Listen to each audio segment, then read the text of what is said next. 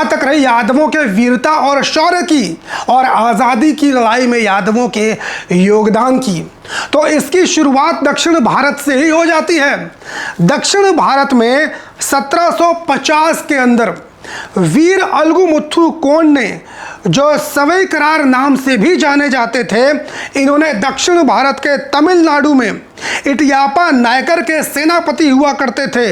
इन्होंने 1750 में east India company के विरुद्ध विद्रोह करने का काम किया था, जिसके बाद ईस्ट इंडिया कंपनी ने वीर अलगुमुथु कोंड को तोप में उड़ाकर मार दिया था।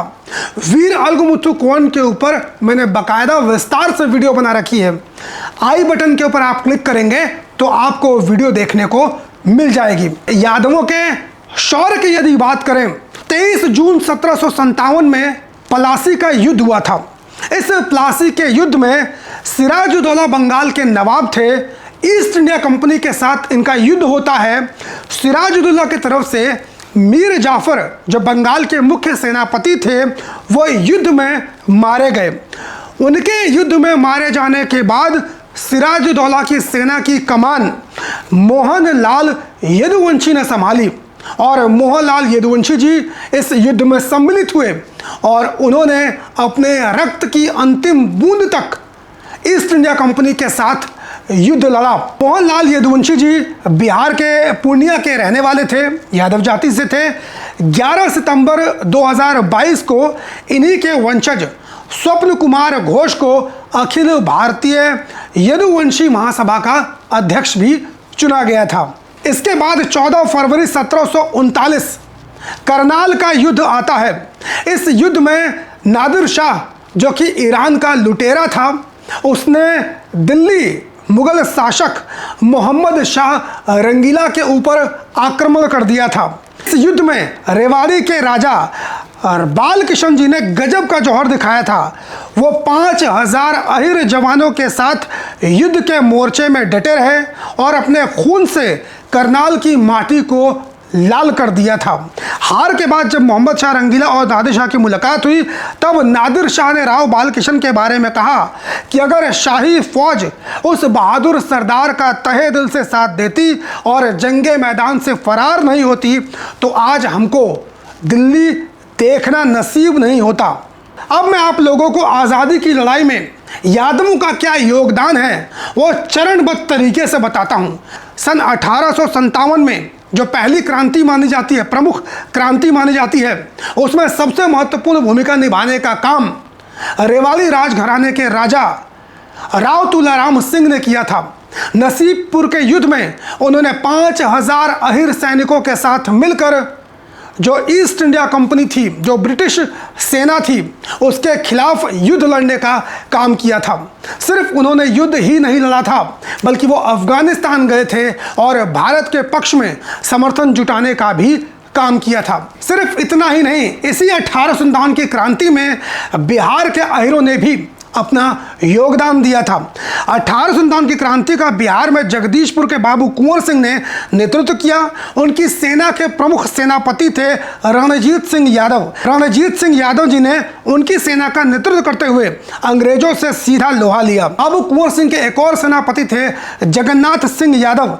इन्होंने भी कुंवर सिंह का पूरा सहयोग किया था और इन्हीं के 5वीं पीढ़ी में जन्म लेते हैं यदुवीर अनिरुद्ध जगन्नाथ, जो मॉरिशस के बाद में प्रधानमंत्री भी बनते हैं। इसके अलावा भारत की आज़ादी का सबसे बड़ा सूत्रधार और महानायक महात्मा गांधी को माना जाता है। महात्मा गांधी जी ने अपने क्रांतिकारी और आंदोलनों की शुरुआत दक्षिण अफ्रीका से की थी। कहते हैं कि दक्षिण अफ्रीका में महात्मा गांधी का साथ देने वाले बद्री अहिर हुआ करते थे और महात्मा गांधी जी ने जब 1917 के अंदर चंपारण में असहयोग आंदोलन किया था, तो उसमें भी बद्री अहिर जी ने महात्मा गांधी जी के सहयोगी के रूप में काम किया था।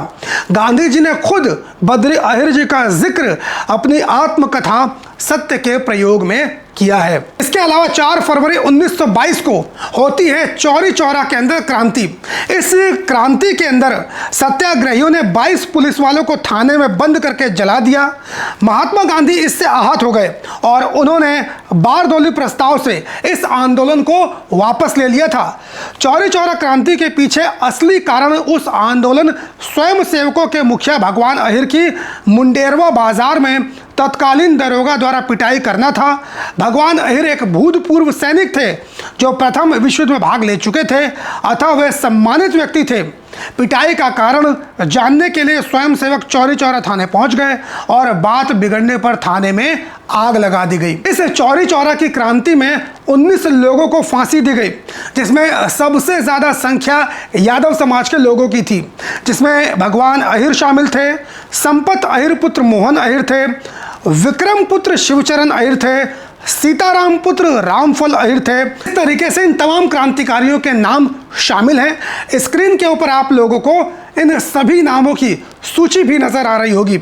इसमें अन्य जाति के लोग भी शामिल थे, सिर्फ यादव ही नहीं थे, लेकिन ज्यादा संख्या यादव समाज के लोगों की थी। इसके बाद दोस्तों सन 1940 के अंदर अहिर कंपनी ने सिंगापुर के अंदर ईस्ट इंडिया कंपनी के खिलाफ विद्रोह कर दिया था, जिसे सिंगापुर विद्रोह के नाम से जाना जाता है।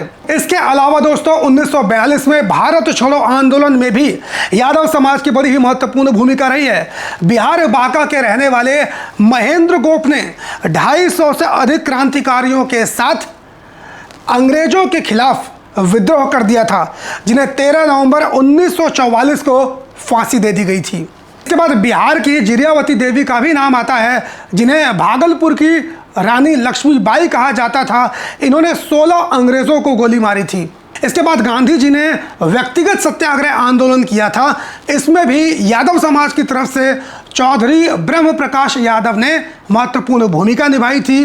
बाद में दिल्ली के प्रथम मुख्यमंत्री भी बने थे। इसके अलावा दोस्तों भारत को आज़ाद कराने के लिए सुभाष चंद्र बोस जी ने आईएनए की भी स्थापना की थी और इसमें भी यादव समाज के लोगों ने बड़ी ही महत्वपूर्ण भूमिका निभाई थी।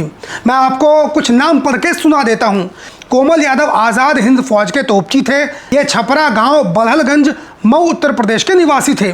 कोमल यादव के अलावा अन्य यदुवंशियों ने अनेक उपाधियां आज़ाद हिंद फौज में प्राप्त की थी, जैसे कि नायक मोलर सिंह, शहीद भारत सर्वोच्च वीरता पदक, SO हरि सिंह शेरे हिंद, कर्नल राम स्वरूप, सरदार जंग, कैप्टन गणेशी लाल तमगाए बहादुरी, मेजर चंद्रभान, सरदार जंग। इसके अलावा और भी अन्य यादव समाज के लोगों ने सुभाष चंद्र बोस जी के द्वारा बनाई गई इस आईएनए में अपनी महत्वपूर्ण भूमिका निभाई थी।